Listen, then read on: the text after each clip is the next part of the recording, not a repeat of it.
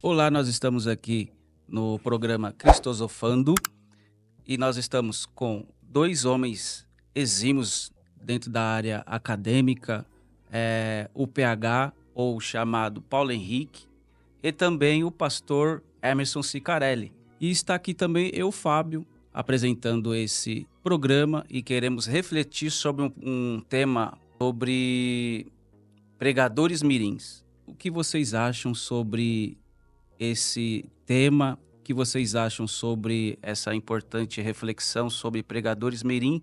E deixo essa deixa ao professor PH ou Paulo Henrique, como é chamado. Olá, meus irmãos, tudo bem com vocês? É um prazer ter vocês aqui em nosso programa, esse programa que visa trazer conhecimento intelectual. É um prazer estar com vocês aqui na mesa, o Fábio, o Emerson. Com certeza vai ser um bate-papo muito importante, porque esse é um tema de bastante dificuldade e atual, né? Qual é essa ideia de pregadores mirins? O que a Bíblia fala sobre isso? É verdade? É bíblico? Não é? A gente apoia, não apoia? O que é a nossa base? Tenho certeza que vai ser um ótimo programa. Fica conosco, já espalha nos grupos das igrejas, já espalha aí na internet geral. Fala, mano, o Cristosofano chegou pesado. Eu conto com você e com a sua audiência. Prazer estar E com vocês aqui, você, Fábio. meu querido Emerson? Olá, meus amigos. Finalmente começou o Cristosofano, não é verdade, Paulo Henrique? É isso aí, Um Cristosofano. prazer estar com todos vocês, um prazer estar aqui com o Fábio, com meu amigão Paulo Henrique, nesse programa maravilhoso onde falamos aquilo que Cristo pensa e não aquilo que os outros dizem.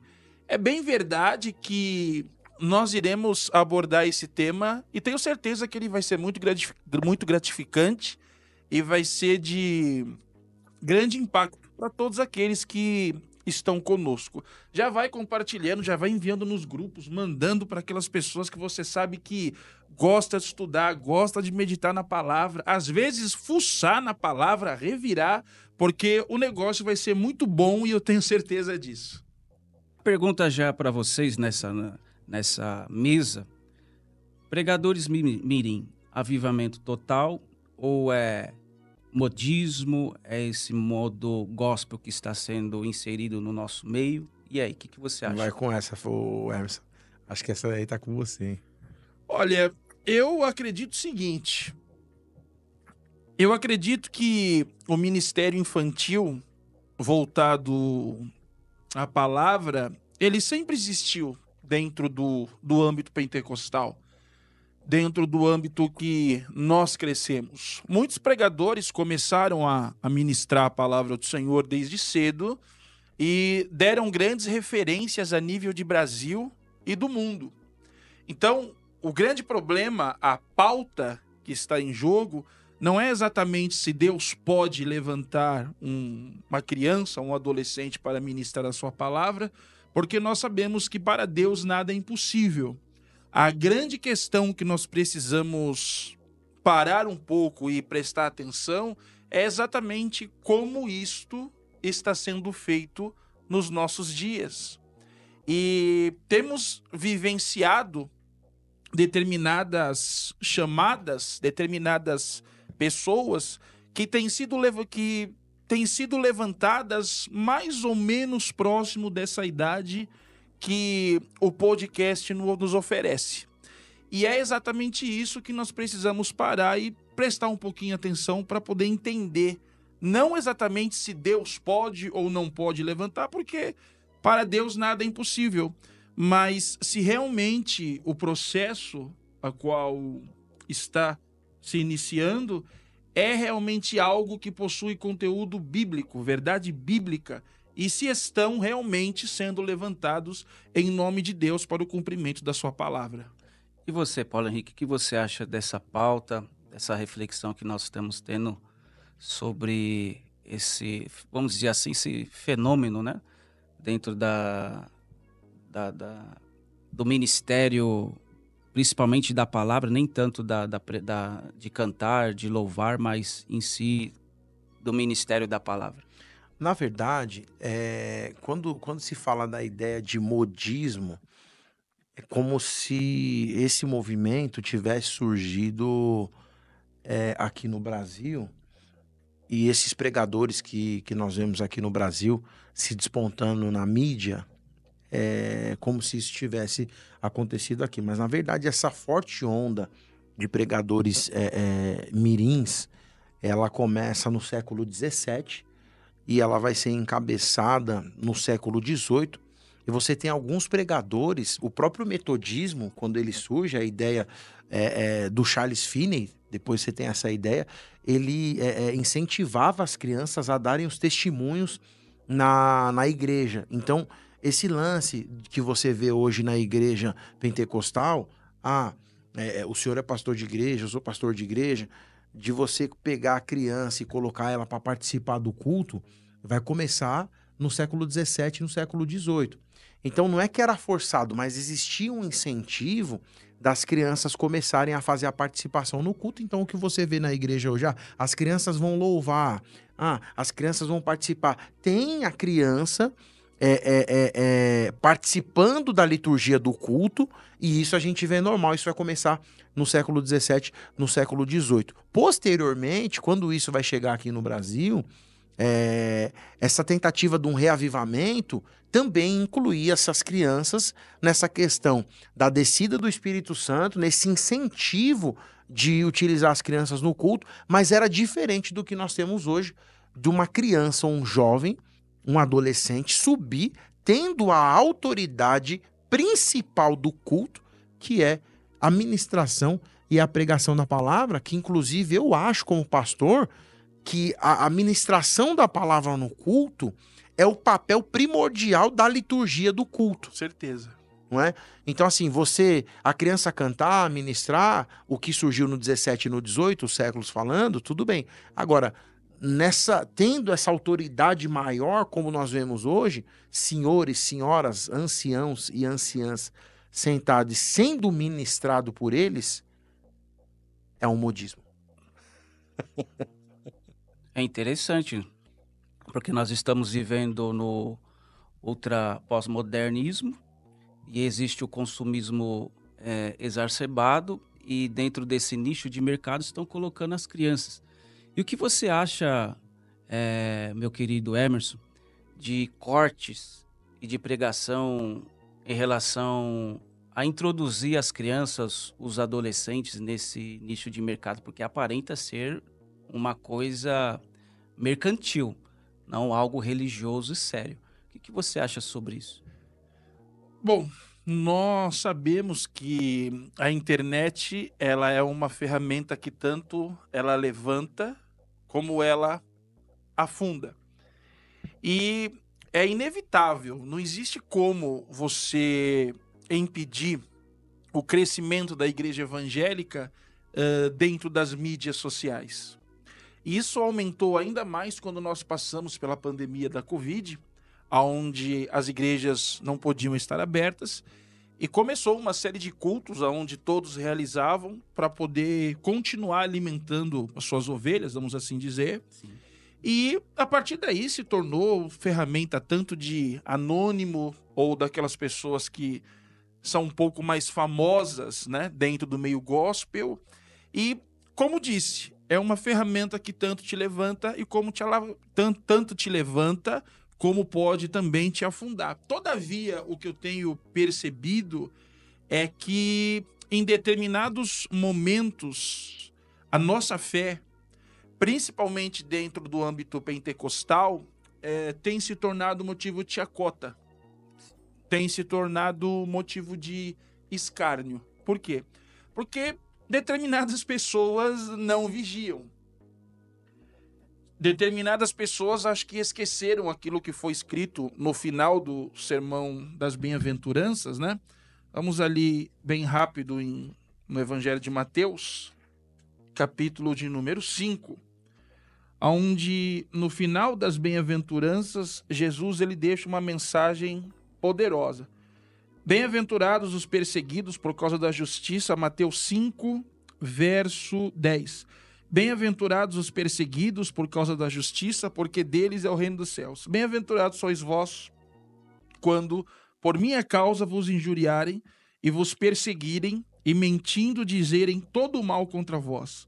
Regozijai-vos e exultai-vos, porque grande é o vosso galardão nos céus, pois assim perseguiram os profetas que viveram antes de nós. O que nós entendemos no Sermão das Bem-aventuranças, na preparação dos discípulos, né, de Jesus? Que a perseguição na vida do cristão é algo totalmente inevitável. Sim. Mas existe um motivo de por que as pessoas iriam lhe perseguir.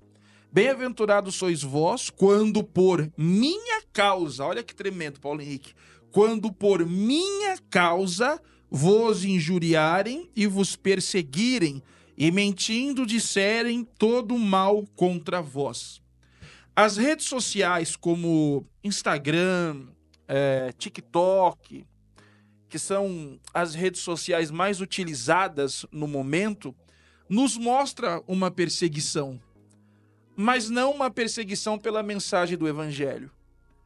Não uma perseguição porque você está reproduzindo o que Cristo disse, mas uma perseguição exatamente pelas atitudes que você está tomando, aonde você está fazendo da fé cristã motivo de chacota e de sátira. O que nós vemos com muita frequência nas redes sociais e nos cortes, zombaria de línguas estranhas. Verdade. Né? Verdade. O que nós vemos é menino de 13, 14 anos dizendo que está vendo anjo, dizendo que o anjo não é de Alphaville, o anjo é de Carapicuíba. Poxa vida, já tenho participado de debates onde eu tenho tentado somar, dizendo que essa coisa de espíritos e demônios territoriais não existem. Agora eu vou ter que debater também para mostrar que não existe anjo territorial, né? Aquelas línguas estranhas que vira piada. Então, não existe uma mensagem bíblica nesses cortes. Muito pelo contrário, nem a Bíblia eles estão abrindo. Isso é verdade. Então, essa perseguição acaba acontecendo e faz com que as pessoas que ainda não ouviram a mensagem da cruz, as pessoas que ainda não ouviram o verdadeiro evangelho, acabe olhando para o nosso trabalho de fé cristã e, de alguma forma, acha que é um circo, acha que é uma brincadeira, um lugar de bagunça. Então, isso descredibiliza totalmente o trabalho de pessoas sérias. E o senhor sabe que, não cortando o senhor, mas assim, uma fala que ficou importante para mim e a gente não vê mais hoje, é o respeito pela tradição. Olha o que eu vou falar. Isso que o senhor falou é muito importante. Por quê? Porque é o seguinte, a criança vem e nasce, ocupa o altar lá, ocupa o púlpito, fica à vontade. Joia! Como diz o Matuto, da hora legal. Isso mesmo. Não é? É. Só que é o seguinte, e o respeito? Você sabe o peso que tem aquilo? Você sabe o quanto foi duro, árduo para que aquilo fosse conquistado? Então as pessoas veem como se aquilo não tivesse sido de qualquer forma, eu tô tocando a torta e a direito, e se eu deixar resquícios, quem vier lá atrás, o último que sair apaga a luz e fecha a porta. Exatamente. Não é? Exatamente. E vocês, o que vocês acham? Esses tipos de pregadores, no caso Mirim, em que classe eles chegam? Classe média alta, baixa? É até um ponto que você levantou, o Fábio, que o Emerson trabalhou, é o seguinte, essa parte da mídia, eu vou entrar nisso que você levantou agora, mas eu acho que assim, nicho é um mercado sim, e esse mercado chamado gospel, ele tem atraído pessoas interessadas em cada produto. E é o que eu vou falar agora. Meu Deus. Eita. O evangelho, você achou que eu não ia falar, né? Você achou que eu não ia chegar, né? Eu cheguei. O evangelho não é produto de... Você acha que eu não ia falar? Fica à vontade. De classe A, de classe B. O evangelho é o poder de Deus. Aleluias. Ah, porque o PH é bonito. Obrigado, irmão. Mas você tava me enganando, que eu não vou cair nessa lábia furada. Não, porque isso... Não. O evangelho é o poder de Deus. Criança A, B, C, D, adulto A, B, C e D. Não tem cor, não tem credo. É o evangelho. Não tem dinheiro, então tem que parar com esse negócio de tentar elitizar o evangelho e falar o seguinte, esse aqui é um nicho. Nicho não, o evangelho é o evangelho. Com certeza. Pregado para homens, pregado para mulher, pregado para criança, é a mesma mensagem. Então, você descobriu que tem um nicho no evangelho e agora os caras pegaram a criança e estão dizendo o seguinte: isso aqui, irmão, isso aqui vai explodir. Sabe por que eu tô falando que vai explodir? Porque é o seguinte, a gente te pegou. Irmão, você acha que a gente não ia te descobrir? Para que esse negócio de ficar querendo lançar nichozinho para você ganhar dinheiro com o nome de Jesus e dizer, vamos lançar, falei, vamos lançar esse cara aqui porque ele vai dar retorno financeiro para nós. Pastor, o senhor acha que os caras não estão entendendo que agora vamos lançar isso aqui, que isso aqui vai dar retorno? Por quê? Fala todo dia, vira todo dia, todo vídeo viraliza, todo mundo quer comprar, virou um nicho. Os caras descobriram, né? Tem alguém colocando dinheiro no bolso. E a grande questão, falando ainda sobre esses cortes, né, que viralizam na internet, é o seguinte: nós precisamos parar para pensar que lançamos uma ressalva de que muitos pregadores começaram desde cedo e são exemplos a nível de Brasil e do mundo. Então a questão aqui não é contra aquele que começa, age direcionado pela palavra, é doutrinado por uma pessoa mais experiente e continua a sua caminhada até os dias de hoje, porque melhor é o fim das coisas do que o começo de todas elas. Mas é quando nós olhamos para alguns parâmetros que não estão sendo respeitados. O que Salomão disse na sua velhice em Coelet, né? Eclesiastes 3? Há um tempo determinado para todas as coisas. Sim. Há tempo para todo o propósito debaixo do céu. Então, entre nascer e morrer, né, a tradição do pensamento judeu apresenta que existem 7 fases. E você não consegue pular essas fases, você não consegue saltar essas fases. Quando você é um recém-nascido, você precisa passar a sua fase de recém-nascido, você precisa depender da sua mãe, você precisa depender do seu pai. Quando você começa a dar os primeiros passos, antes dos primeiros passos, virá o engatinhar, virá o primeiro levantar, alguns tombos. São fases da vida que são necessárias. Agora você pega uma criança de 8 anos e coloca ela para um ministério tão pesado quanto é o ministério da palavra. Quanta coisa você está roubando do tempo dessa criança que deveria estar vivendo como uma criança comum? Eu sou totalmente contra isso. Acho que não existe maturidade o suficiente e que o culpado de tudo isso também nem sempre é a criança, porque na concepção dela, ela está vivendo uma experiência pessoal. Ela está vivendo um momento que ela está conhecendo um pouco da glória de Deus. Mas existem determinadas igrejas que são aproveitadoras. Vamos falar a verdade? Existem determinados pastores e líderes que são ruins de Bíblia ao extremo. Nem mesmo as suas ovelhas aguentam ouvi-lo. Então ele precisa de pregador, segunda, terça, quarta, quinta, sexta, sábado e domingo. É uma igreja que não tem identidade. Porque Pregador diferente todo dia. segunda-feira ouve o Paulo Henrique, terça-feira ouve o Fábio, quarta-feira ouve o Cicarelli, quinta-feira ouve o João, sexta-feira ouve a Bruna, sábado ouve fulano. Você não tem uma identidade construída e um alimento sólido para a ovelha. Então esses pastores que eu acredito que nós, em mais de 20 anos de ministério, já rodamos um pouco, né, São Paulo e o Brasil, nós entendemos que eles convidam porque, primeiro, são ruins de Bíblia. Segundo, eles querem entretenimento na igreja. Vai vir um pregador de fora aí, que ele é uma bênção, Deus usa ele de maneira fantástica. Porque ele mesmo, de domingo, não tem capacidade de dar um bom alimento para sua ovelha. Agora eu quero ouvir o nosso irmão PH. O que você acha desse movimento? Você concorda com os pregadores mirins? Esse movimento que está acontecendo? Qual é a sua reflexão?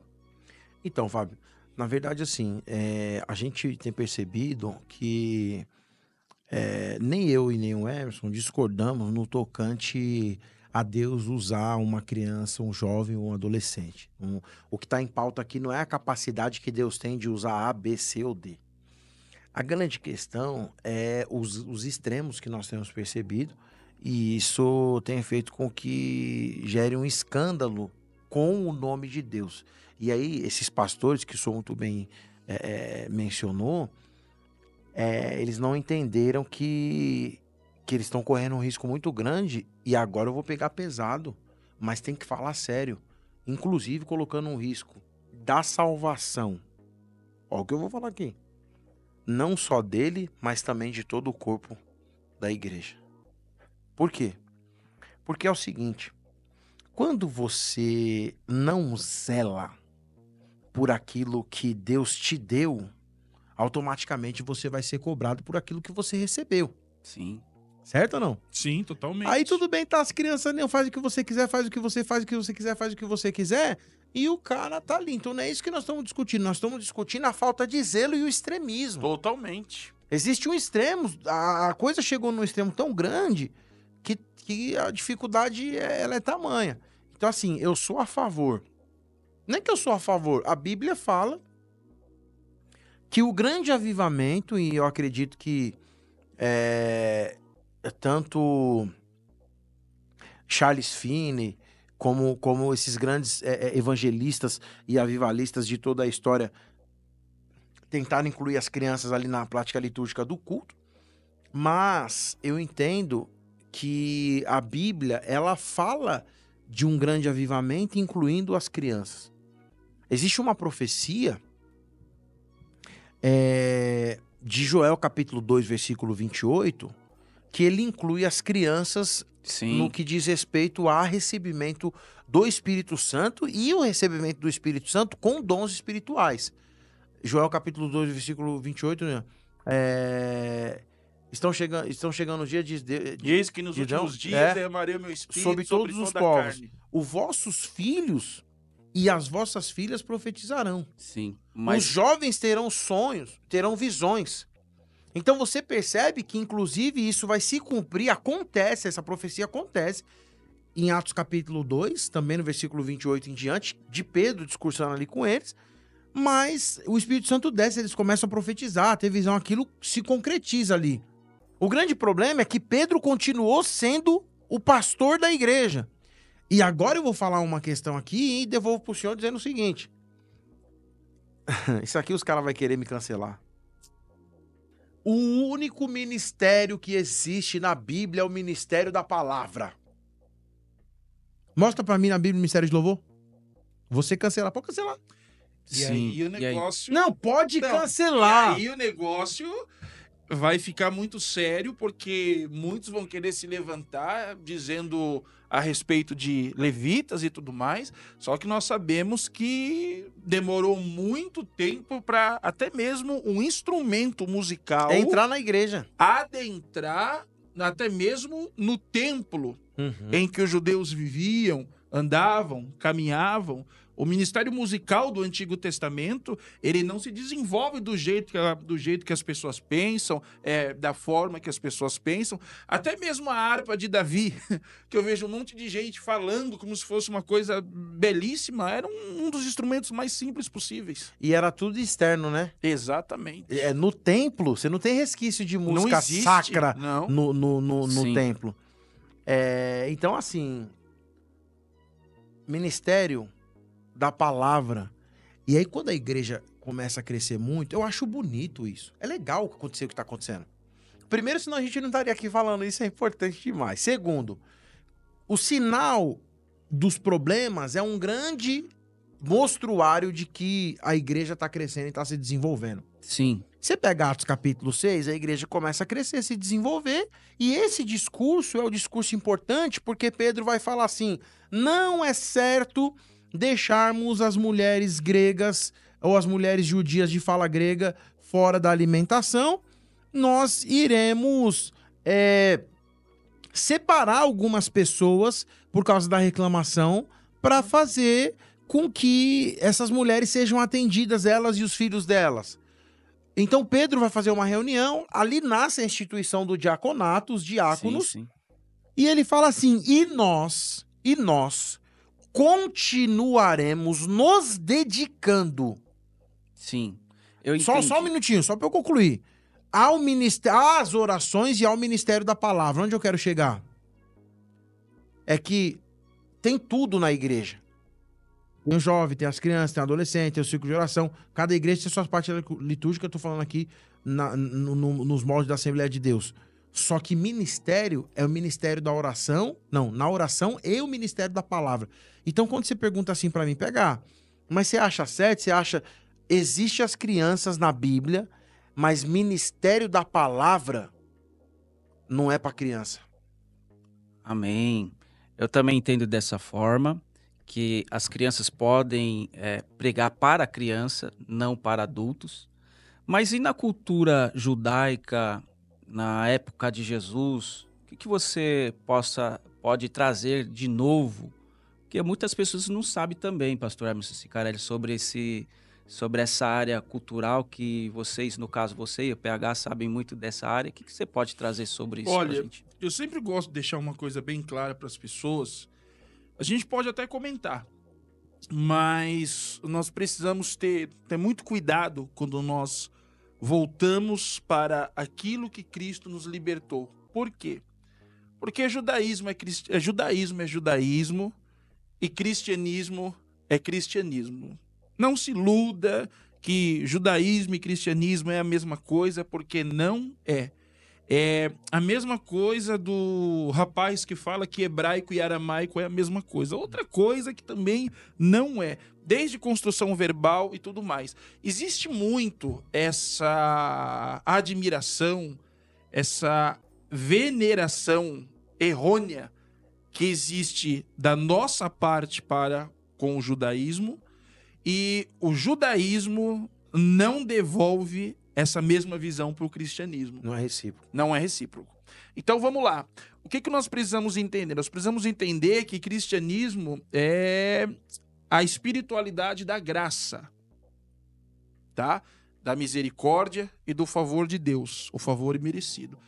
O judaísmo já é um caminho um pouco mais legislativo, porque nós temos a lei. Então, ele é muito mais racional que o cristianismo. Concorda comigo, Paulo Henrique? Sim. Muito mais racional que o cristianismo. Por quê? Porque lei é execução e aplicação. Quando você olha para o Antigo Testamento, por exemplo, você verá pouquíssimos homens, mas pouquíssimos homens, sendo levantado dentro dessa idade que nós estamos mencionando e nós estamos falando aqui. Quais são os exemplos que nós temos? Vamos lá. Nós temos Samuel, logo depois que sua mãe cumpre o voto, o leva para Eli, mas em nenhum momento Samuel já toma ofício sacerdotal, ofício profético ou legislativo, ok?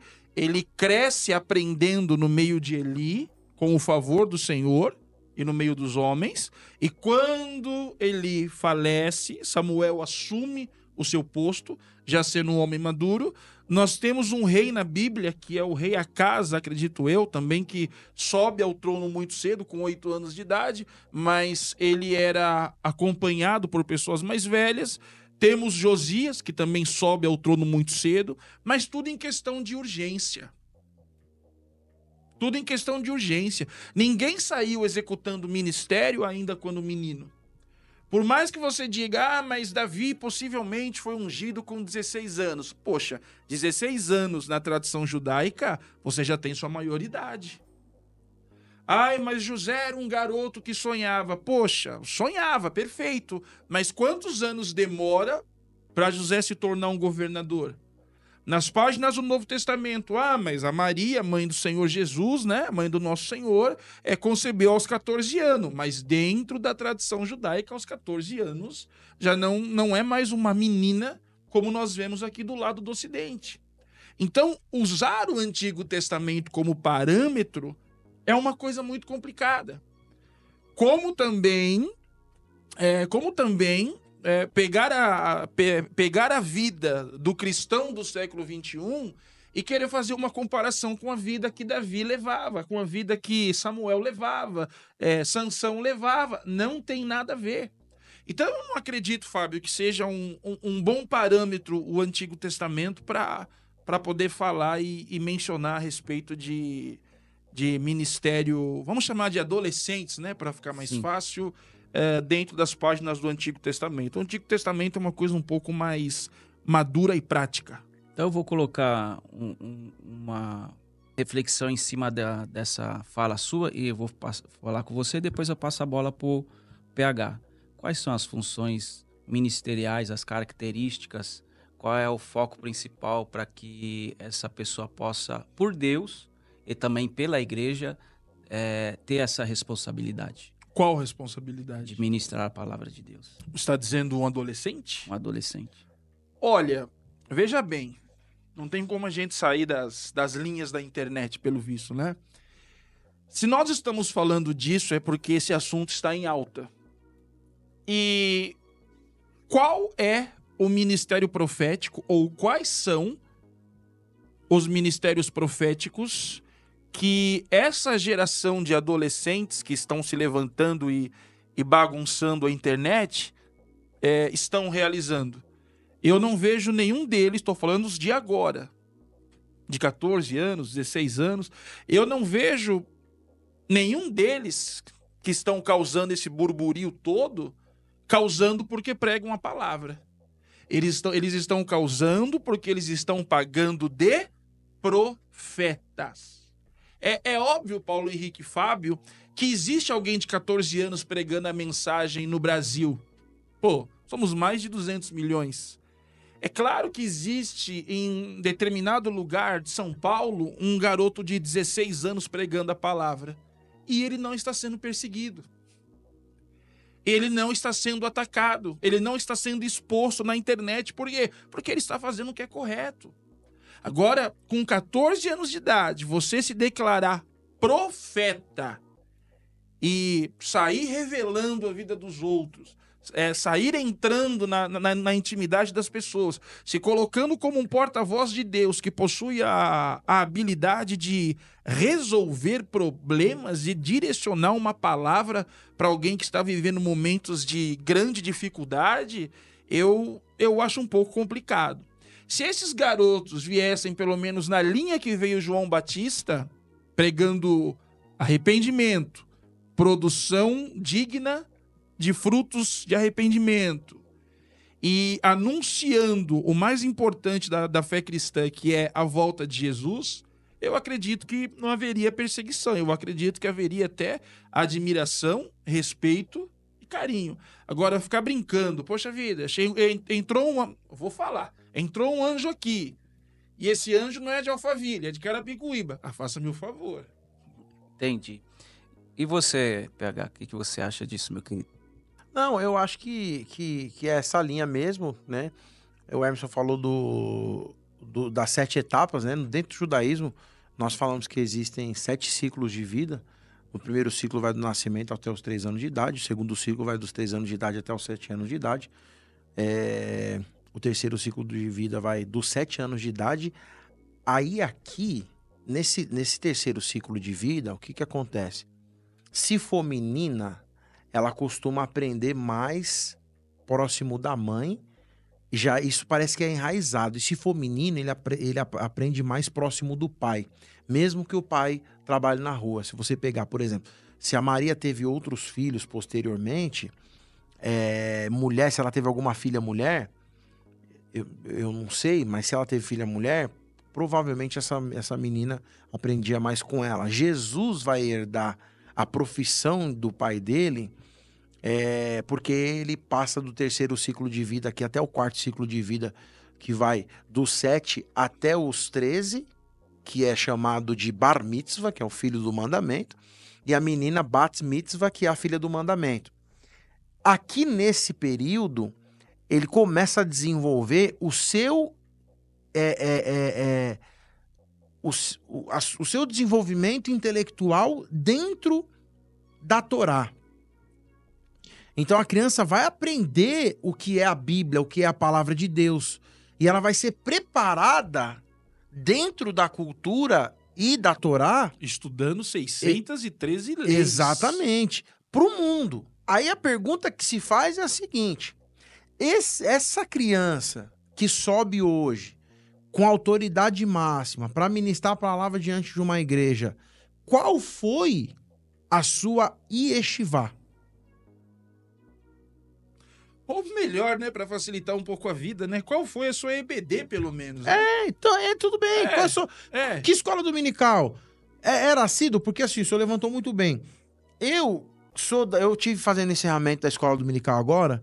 Inclusive, queria mandar um abraço para todo mundo que tá ligadinho aí no Cristosofando. A Assembleia de Deus, Adebrais, Jardim Olinda, né? Todos os irmãos aí, o Henrique, né? Pastor Rodrigo, obrigado pela audiência de vocês. Que Deus continue abençoando essa igreja maravilhosa. E você percebe o seguinte: você vê as crianças lá com a revistinha da escola dominical, e eu falo, sabe como que era na minha época? Eu não sei como era na época de vocês. Minha mãe acordava a gente lá. Hoje eu vou entregar aqui, tenho 40. Minha mãe acordava a gente lá. Não, é pra falar, já vamos rasgar o verbo. A minha mãe comprava a revistinha da escola dominical. A minha mãe dava moeda, porque hoje não tem mais, né? Moeda de R$1 não tem mais. Sim. Então, pegava a moeda de R$1 e falava assim: quando a salva passar, você não deixa a salva passar vazia. Você coloca a oferta lá e a revistinha da escola dominical tá aqui. Eu falo assim, eu pregava quando era criança. Eu preguei em congresso de criança, de jovem. Mas só que é o seguinte, irmão, só levantou a questão que é profunda. A escola dominical. Qual que é seu histórico com a igreja? O senhor levantou uma outra questão, eu já vou continuar aqui. Peraí que tá gostoso demais isso aqui. Tinha um irmão na minha época, o irmão Francisco, já descansa no senhor. O irmão Francisco e a irmã Belê. Tinha uma cartola. E ele andava já com as costas curvadas. Eu fiz parte da orquestra da igreja. Eu aprendi a trocar prato. Tinha os metais na igreja. Eu fiz parte da banda da igreja. Eu aprendi a tocar. E você vai chamar de caixinha, mas eu vou chamar de tarol. Eu fiz parte da... Depois eu estudei bateria. Só que eu tô falando assim, a gente tá falando de uma escola. Então o judaísmo traz uma escola que o cristianismo também trouxe, só que isso tá ficando de lado.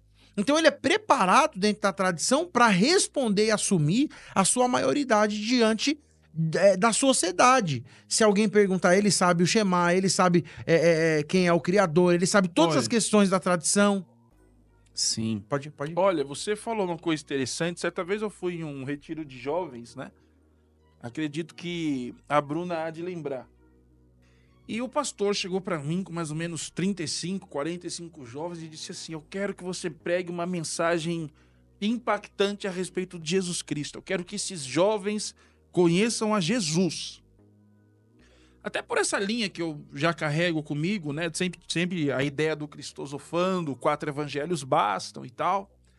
E ele falou: mas eu quero que minha igreja ela é preparada nas vertentes do cristianismo. Eu quero 3 horas de retiro falando só sobre Jesus. Eu falei: tudo bem, beleza. Aí beleza, começamos o trabalho, bastante jovens e tudo mais. Aí eu perguntei assim: quem aqui é discípulo de Jesus? Todo mundo levantou a mão, todo mundo levantou o braço, eu, tal, bacana, legal. Quem aqui ama a Jesus acima de todas as coisas? Eu, tal, beleza, tal. Aí eu falei assim: eu quero fazer algumas perguntas para vocês para interagirmos, né? Não, tudo bem, beleza. Você, apontei com o dedo, cita para mim 3 ditos que Jesus falou de cabeça. Sabe o que eu ouvi? O Senhor é meu pastor e nada me faltará. Meu Deus. Lembra disso? Sabe o que eu ouvi? Aquele que habita no esconderijo do Altíssimo, a sombra do Onipotente descansará. Ó, Jesus, que mancada, Jesus, hein? E o terceiro que eu escutei foi: falou o Senhor a Abraão. Aí eu fiquei olhando. Alguém aqui sabe me dizer qual foi o primeiro milagre de Jesus? Eles acertaram, mas com receio de errar. Uhum. Alguém aqui sabe qual foi o último milagre de Jesus antes da via dolorosa? Ninguém soube me responder. Eu olhei para todos eles e falei assim: e vocês acreditam que são discípulos do Mestre? Agora, quem é que gosta do Luan Santana? Todo mundo amou. Vamos, gente, pode falar, não tem problema. Quem é que gosta de um cantor secular? Da Anitta. Todo mundo amou. Falei, gente, se pegar esse celular agora e colocar pra tocar, a gente vai achar uma musiquinha secular. Moral da história, consegui fazer o pessoal soltar. Você gosta do Luan Santana? Gosto, bacana. Fala pra mim 5 músicas dele de cabeça. Pá, pá, pá, pá, pá, pá, pá.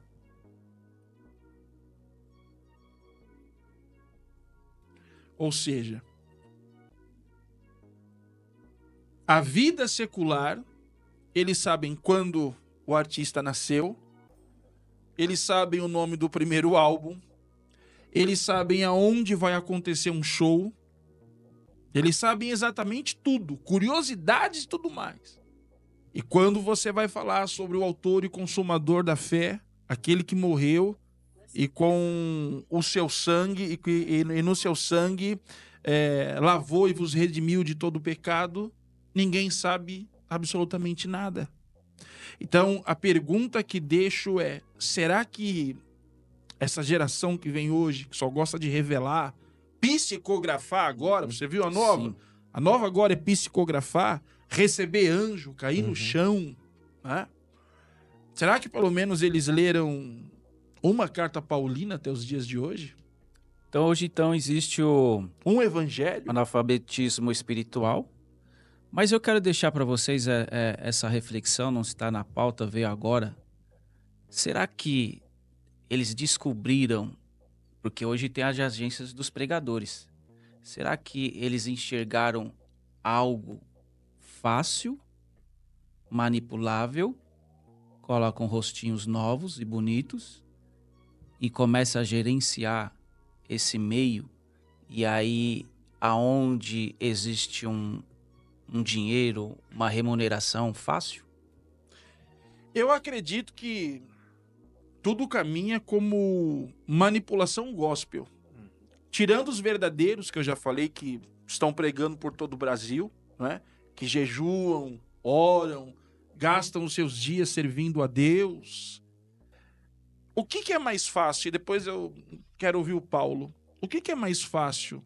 Eu pregar renúncia, perdão, transformação, atravessar processos, ou então dizer, gente, se prepara, chega cedo terça-feira, chega cedo quarta-feira, porque vai vir um profeta aí que ele revela o oculto e o profundo da sua vida, chama pelo nome, faz RG e tudo mais, e você com a vida toda quebrada, com a vida toda arrebentada, com uma colheita só de tristeza, dor e angústia que você mesmo plantou lá atrás. É mais fácil você seguir o evangelho da cruz, ou é mais fácil você acreditar que um garoto, uma garota, não importa a idade, vai chegar em um único culto e vai resolver um problema da sua vida que você está lutando 6 meses para resolver? É aí que está a grande questão, Paulo. Ninguém quer transformação, ninguém quer mudança, ninguém quer atravessar o processo. Infelizmente, tais lugares que convidam essa rapaziada toda para poder chegar, não está muito diferente de outras culturas religiosas que nós sabemos que trabalham exatamente desse mesmo jeito. E para o senhor ver, né? A diferença que tem no caso de Jesus. Jesus começa o ministério dele da pregação muito cedo. Olha o texto de Lucas, capítulo de número 2, versículo de número 39, eu estava falando sobre o ciclo de vida judaica, e Jesus ele realizou o bar mitzvah, né, como um bom judeu, a brit milá também. Lucas 2,39, ele vai falar o seguinte: e quando acabaram de cumprir todo segundo a lei do Senhor, voltaram a Galiléia para a cidade de Nazaré, e o menino, isso aqui é importante, o menino crescia e se fortalecia no espírito, e cheio de sabedoria, e a graça de Deus estava sobre ele. Quem crescia? O menino. Quem se desenvolvia? O menino. Diante dos homens, ele crescia e se fortalecia, em espírito e cheio de sabedoria. O texto vai dar a ideia do que a cultura fala, e ele diz o seguinte, versículo 41. Ora, todos os anos iam seus pais a Jerusalém à festa de Pêssar, Páscoa, inclusive a gente acabou de passar por ela, né? E tendo ele já 12 anos, o que o texto... Às vezes, quando você lê o texto, você não sabe a cultura que está em volta do texto. Então, aqui é a cultura judaica em volta do Novo Testamento, que tem a cultura grega e que tem a cultura romana. E Jesus, com 12 anos, no templo, indagando os doutores da lei. Mas eu pergunto, alguém pode pegar isso aqui? Eu acho que eles não têm essa intelectualidade de falar assim, não, é que Jesus pregava aos 12, então eu posso pregar também. Vou retroceder um pouquinho. De novo, Jesus fez escola dominical. Você fez o quê? Hã? Porque com 12 ele já era maior na cultura. Sim. Ele era adiantado à sua cultura. Tanto é que ele fazia pergunta pros doutores e pros mestres da lei que os caras não sabiam responder. Ficavam Então, maravilhados. nossa, como assim? Quem é esse? O que o senhor falou é factual. Se essas crianças se levantassem para pregar a palavra, tava jóia. Mas os caras estão se levantando para profetizar o quê? Que palavra que você tem? Antes de você profetizar, prega a palavra. E você tá ouvindo isso de um continuista. Você tá ouvindo disso, um cara que tem isso daí. A gente não tá criticando a profecia. Agora é o seguinte, por que você não pega o exemplo de Jesus? Ele já tinha realizado o bar mitzvah. Quanto tempo você passou estudando a palavra? Você vai cair nessa daqui que o pastor Emerson falou? Fala 3 palavras de Jesus aí de cabeça. O Senhor é meu pastor e nada me faltará. Eu vi isso daí. Ah, irmão, na moral... Complicado. Na moral, pode falar uma coisa? Você que é pastor, eu vou chamar sua atenção. Você, pastor, obreiro, me ouve, varão. Com todo respeito e carinho. Zela pelo púlpito da sua igreja. Se Deus levantar as crianças, legal, levantou. Mas é o seguinte, palavra neles. É ou não é? Bíblia. Inclusive, invista em professores da escola dominical. Eu sou da época da APEC. Sim. Faz isso. Você não investe num professor da escola dominical, você não paga um curso de teologia comigo e com o Emerson pro cara aprender. Você acha que eu vou puxar essa dia para outro lado? Não aprende grego, não aprende hebraico, não aprende teologia, não gasta 1.000, 2.000 conto pro cara falar assim, não, nossas crianças vão estar em boas mãos. Então eu acho essa a maior dificuldade, Emerson. O problema é Deus levanta quem ele quiser. Agora tá levantando como? Será que é Deus que tá levantando para aparecer nessas atrocidades aí? Eu acho que Deus ele é muito caprichoso para fazer isso aí. Exatamente. E aí? O que vocês acharam? Tá gostando? Você, o público também, que está nos assistindo. Mas eu quero deixar aqui as considerações finais dos nossos 2 professores. Primeiramente, o professor Emerson Sicarelli. E por último, depois, nossas considerações do PH ou professor Paulo Henrique. Bom, desde já eu quero agradecer por essa oportunidade. Quero agradecer ao Fábio, que esteve conosco aqui, ao Paulo Henrique, meu amigo. Primeiro de muitos, né, Paulo Henrique? Já a gente está trazendo novidade aí, vai ser algo muito bom. E deixar um recado para você que está nos assistindo e vai compartilhar esse vídeo para que você possa entender. O grande problema em jogo não é quem Deus está usando. Porque Deus usa quem Ele quer, da maneira que Ele quer, da forma que Ele quer. Tudo isto tendo ordem, decência e preparo. Deus usou José? Usou, mas primeiro o provou, forjou e preparou. Deus usou Davi? Sim, mas para que o reino chegasse nas mãos de Davi, primeiro Davi precisou enfrentar o descrédito dos seus irmãos, um gigante chamado Golias e a perseguição de um homem chamado Saul, que forjou totalmente o seu caráter para no tempo certo se assentar no trono. Então, você que tem um garoto, um jovem ou uma garota que quem sabe prega bem, louva bem, esteja ciente, pastor, que essas vidas você dará conta naquele dia. Você dará conta do preparo e do cuidado a qual, no decorrer do ministério dessa pessoa, desse jovem ou dessa jovem, a maneira que você o tratou. E vamos prestar mais atenção. Sabe uma coisa que me preocupa, Paulo Henrique? É o seguinte: por mais que esses jovens estão sendo atacados na internet, eles são chamados de falso profeta, eles são chamados de diabo. Colocam aqueles memes de rosto do diabo nesses garotos. 13 anos, 14 anos. Nós tivemos exemplo de um cantor, há mais ou menos 10 anos atrás, que ele fez muito sucesso na música. Apareceu em programa do Raul Gil, apareceu em programa um programa de muitas celebridades. Só que ele carregava um peso e uma responsabilidade cristã muito grande. O que aconteceu? Enquanto foi pequeno, correu muito bem. Quando completou seus 16, 17 para 18 anos, todos nós sabemos o fim que deu. Então, vamos zelar um pouco mais, vamos proteger um pouco mais, vamos blindar um pouco mais, para que a energia não se gaste totalmente agora, e no momento dos 18, 20 anos, que é onde realmente você deve estar forte, eles acabem olhando e dizendo assim: eu estou cansado de pregar, eu estou cansado de louvar, e acabem até mesmo se perdendo. Oremos por essas pessoas e que haja mais sabedoria no meio cristão, porque são almas, não produtos do mundo gospel. Amém. As suas considerações finais, Paulo Henrique. Fábio, obrigado. Deus abençoe você, sua vida, sua casa, sua família.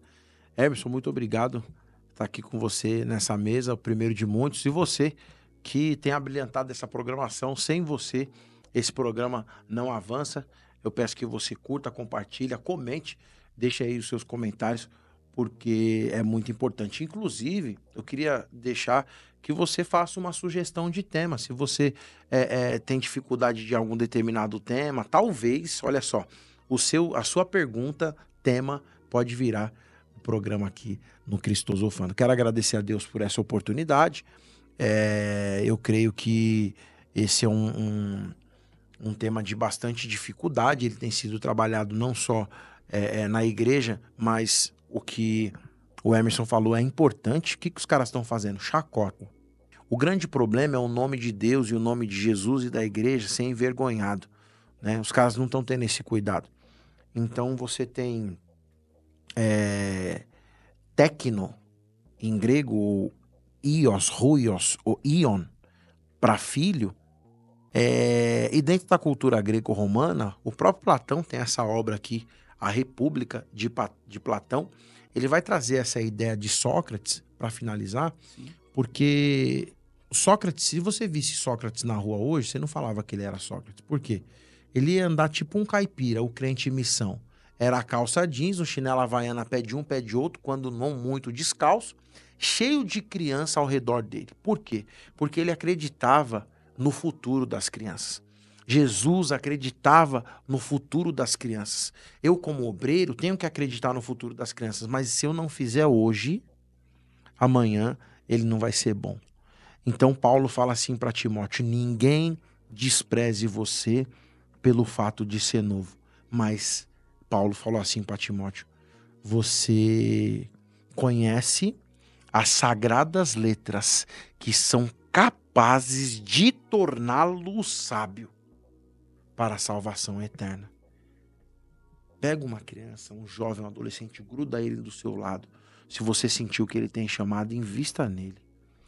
Faça isso e com certeza o nome de Jesus vai ser glorificado. Obrigado pela oportunidade, beijo no seu coração e até o próximo Cristosofano. Obrigado a todos, obrigado ao Emerson Cicarelli, o PH, Paulo Henrique, o nosso querido irmão. Vejamos você num outro programa Cristosofano.